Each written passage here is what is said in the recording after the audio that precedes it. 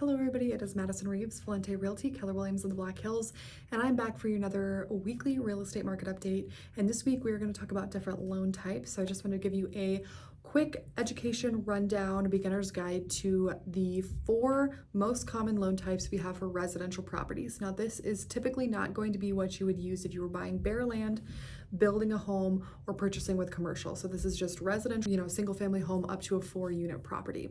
So the first loan program that I want to talk about is FHA loan. This is a government-backed loan, and to consumers it is known as a first-time home buyer loan. An FHA loan is really desirable for first-time home buyers for a couple of reasons. Number one, with a lower down payment. FHA typically only requires a down payment of 3.5% and a lower credit score requirement as well. It depends on the lender, credit score of 620. FHA can be a really great option for somebody that has, maybe a little bit of a lower credit score. Maybe they don't have as much capital to use towards their down payment.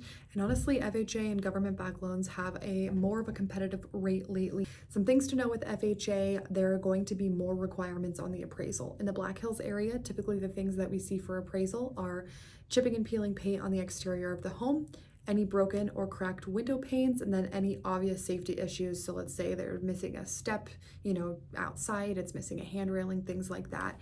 If any of those things come up on the appraisal, they will need to be corrected prior to any sort of closing.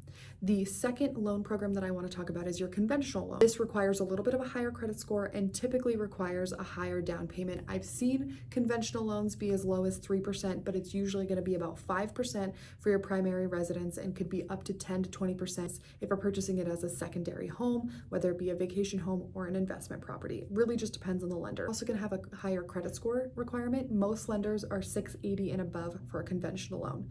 Now the benefit of the conventional loan is that you can sometimes do in-house bank finance, which could give you more favorable terms depending on your situation. And additionally, conventional does not have the regulations on the appraisal like FHA does. The third loan type that I want to talk about is VA. So this is the loans that are available to veterans.